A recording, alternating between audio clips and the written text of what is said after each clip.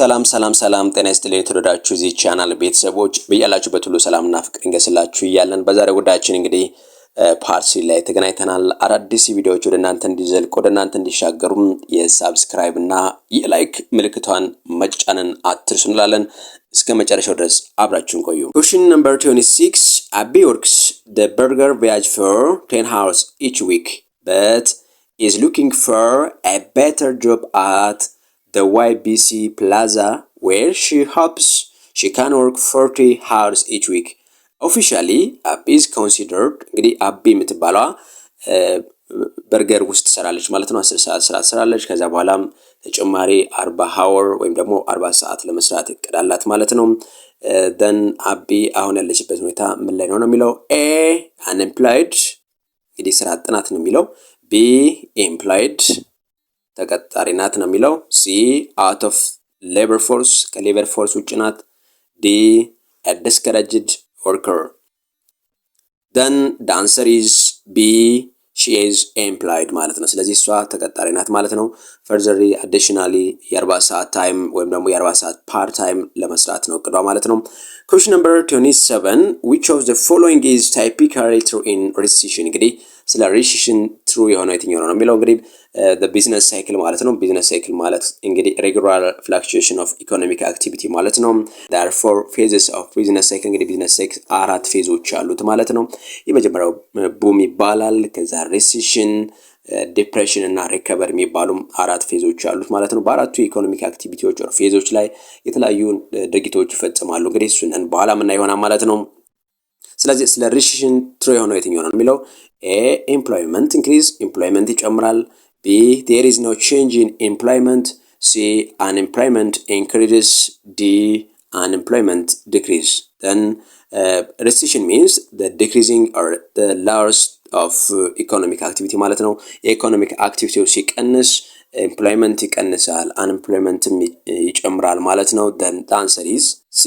Question number 28 when the business cycle is in the blank stage the employment rate is black A contraction falling B trough at its lowest C expansion rising D trough at its highest A አይሆንም B trough at its lowest trough ማለት እንግዲህ የመጨረሻው ማለት ነው። ኢኮኖሚ ዲፕሬሽን የሚሆንበት ነው። ስለዚህ አንኤምፕሎይመንቱ ሃይስት ነው የሚሆነው ላውስት አይሆንም። ሲ ኤክስፓንሽን ኤንድ ራይዚንግ እንግዲህ በኤክስፓንሽን ጊዜ አንኤምፕሎይመንት ራይዝ ማለት ሳይሆን አንኤምፕሎይመንት ዲክሪዝ ያደርጋል። ዲ ትራፍ at is the highest then the answer is D.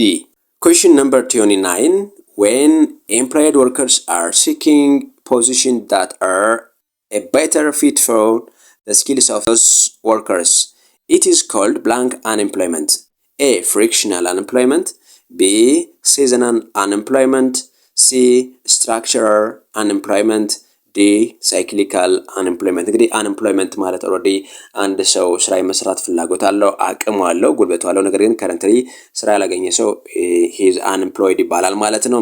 ስለዚህ types of unemployment የሚባሉት እንግዲህ በርካታ ናቸው። ከነዚህ ውስጥ እንግዲህ የመጀመሪያው frictional ነው። frictional means it is temporary ጊዜያዊ ማለት ነው። seasonal ማለት ደግሞ based on season ማለት ነው። ሲዝኑን መሰረት አድርጎ የሚመጣ የስራ አጥነት አይነት ነው።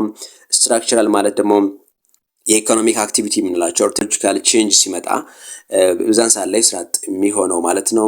ሳይክሊካል ማለት ደግሞ ቤዝድ ኦን ኢኮኖሚክ ዲፕሬሽን ኦር ሪሴሽን ማለት ነው። በኢኮኖሚ መውደቅ ምክንያት የሚፈጠረው ስራ አጥነት ነው ማለት ነው። ስለዚህ አንድ ሰራተኛ አዲስ ስራ ነው ቤት ላይ የተሻለ ስራ እየፈለገ ነው የሚለው።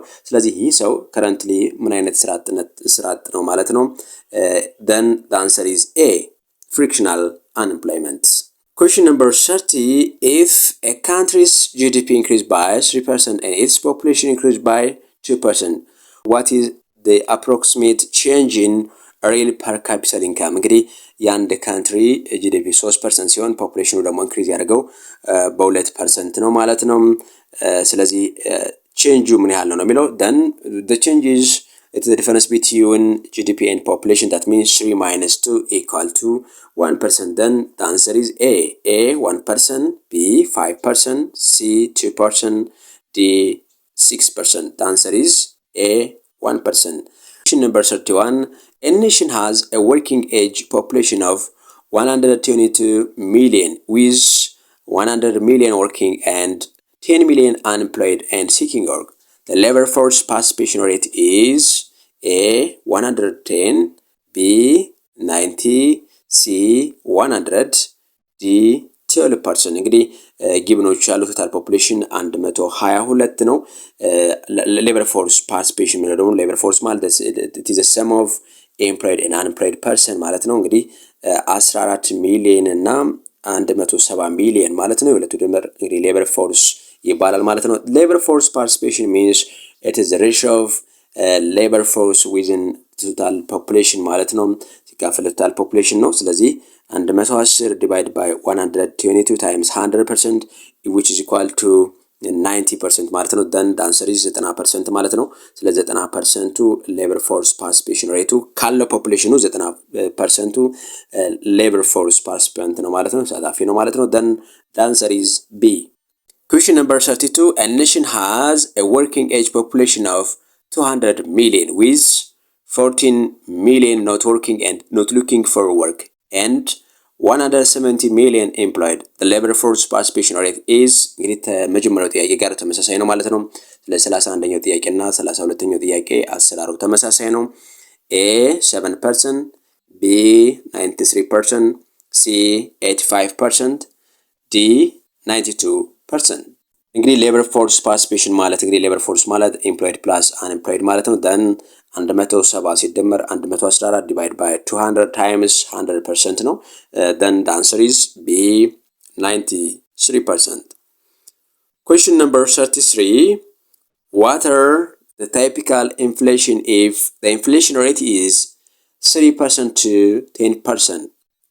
እንግዲህ ታይፕስ ኦፍ ኢንፍሌሽን የሚባል በርካታ ናቸው። ጋሎፒንግ ኢንፍሌሽን፣ ሃይፐር ኢንፍሌሽን፣ ወኪንግ ኢንፍሌሽን፣ ራኒንግ ኢንፍሌሽን ይባላሉ። ስለዚህ ከ3% ወደ 10% የዋጋው የጀነራል ፕራይስ ኦፍ ጉድስ ኤንድ ሰርቪስ ኢንክሪዝ ሲያደርግ የትኛው ታይፕ ነው ማለት ነው። then the answer is C working inflation. Question number 32. which of the following is correctly matched? እንግዲህ ትክክለኛ ዝምድና ያለው የትኛው ነው የሚለው A ኒው ኬኔጂያን አዳም ስሚስ አይሆንም። that means ኒው ኬኔጂያን ኬነስ ነው ማለት ነው። B ኒው ክላሲካል ጆርጅ አክሎፍ እሱም አይሆንም። C ሞኔታሪስት ሚልተን ፍሪድመን፣ D ክላሲካል ቶማስ ሳርጌትስ። then the answer is ሞኔታሪስት ሚልተን ፍሪድማን። እንግዲህ ስለ ሞኔታሪ ወይ ሞኔታሪስት ክላሲካል ስኩል ኦፍ ታውት ዋና ቀንቃኝ ሚልተን ፍሪድማን የሚለው ትክክለኛ ተዛምዷል ማለት ነው። Question number 35. which of the following is the assumption of new classical economics? እንግዲህ የኒው ክላሲካል ኢኮኖሚክስ አሳፕሽን የሆነው የትኛው ነው ማለት ነው። A flexible wage and price, B imperfect competition, C nominal rigidity, D coordination failure. then the answer is flexible wage and price is the assumption of new classical economics. እንግዲህ flexible wage ማለት flexible የሆነ ደሞዝ እና የዋጋዎቹ ሁኔታ የኒው ክላሲካል ኢኮኖሚስቶች ዋና መጠንጠኛ ሀሳብ ነው ማለት ነው። then the answer is A. Question number 36. which of the following statement is inconsistent with the classical school of thought? A. the economy has flexible wages and prices. B. the economy level investment solely depends on the level of income. C. the economy will produce at full employment level of output. D. the economy has an environment of laissez-faire. እንግዲህ በክላሲካል ኢኮኖሚክስ ወይም ደግሞ በክላሲካል ስኩል ኦፍ ታውት ኢንኮንሲስተንት የሆነው ሀሳብ ወይም ደግሞ አብሮ ሊሄድ የማይችለው ሀሳብ የትኛው ነው የሚለው then the answer is B. the economy level of investment solely depends on the level of income. እንግዲህ በሌቭል ኦፍ ኢንካም ዲፔንድ አያደርግ የሚል ሀሳብ አላቸው ማለት ነው። then the answer is B. Number 37. which economists work were predominant until the Great Depression advocating for a handoff policy approach? A. John Maynard Keynes, B. Alfred Marshall, C.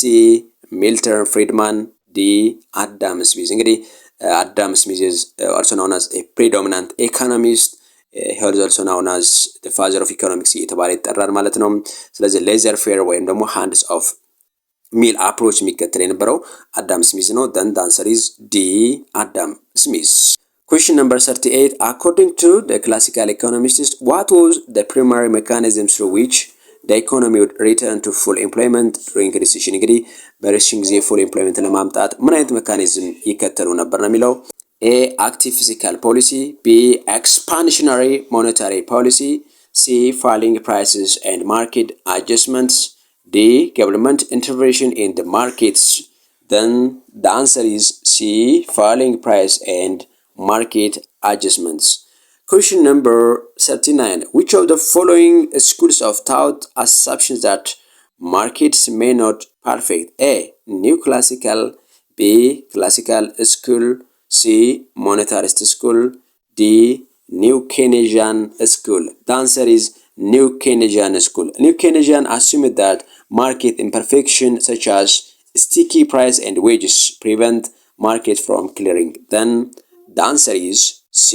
Question number 40. How did the Great Depression challenges classical economic thinking? እንግዲህ ግሬት ዲፕሬሽን ማለት የዓለም የኢኮኖሚ መውደቅ የታየበት ማለት ነው። ስለዚህ ክላሲካል ኢኮኖሚስቶችን እንዴት ቻሌንጅ አድርጓቸዋል ነው የሚለው። A. It demonstrates that aggregate demand can be unstable. aggregate demand unstable እንደሆነ አድርጎታል። It validates the effectiveness of supply side policies. C. It confined the policy ineffectiveness proportion. D.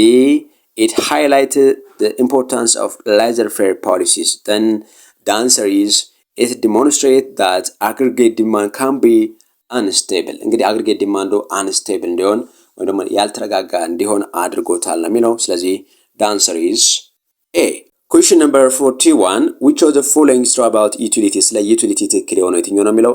A. Successive unit of giving a commodity give a consumer the same level of utility. እንግዲህ ተመሳሳይ utility አይሰጥም። B. Utility refers to satisfaction which a consumer gets from consuming goods and service. እንግዲህ utility ማለት ኮንሱመሮቹ እቃውን ወይም ሰርቪሱን በመጠቀም የሚያገኙት እርካታ ነው። C. The level of utility obtained from consuming a given bundle of goods and service is the same for all consumers. D. The total utility obtained by a consumer from consuming a given bundle of goods and service is the same regardless of time consumption. Then the answer is B. Utility refers to satisfaction which a consumer gets from consuming goods and service. Question number 42. What does the law of diminishing marginal utility states? A. If amount of good consuming increase, marginal utility will increase. እንግዲህ ብዙ ኮንሱም ባደረግነን ቁጥር ማርጂናል ዩቲሊቲያችን ኦር ሳቲስፋክሽናችን ኢንክሪዝ ያደርጋል ነው የሚለው። A. አይሆንም። B. If amount of good consumed decrease, marginal utility will decrease. ተመሳሳይ ሀሳብ ነው። C. If amount of good consumed increase, marginal utility will decrease. D. If amount of good consumed increase, total utility will increase. Then the answer is C. If amount of good consumed increase, marginal utility will decrease. The law of diminishing marginal utility states. እንግዲህ ለዛሬው እዚህ ጋር ይበቃናል። ሌላ ጊዜ እስከምንገናኝ አብራችሁን ስለቆያችሁ እናመሰግናለን። ባይ ባይ።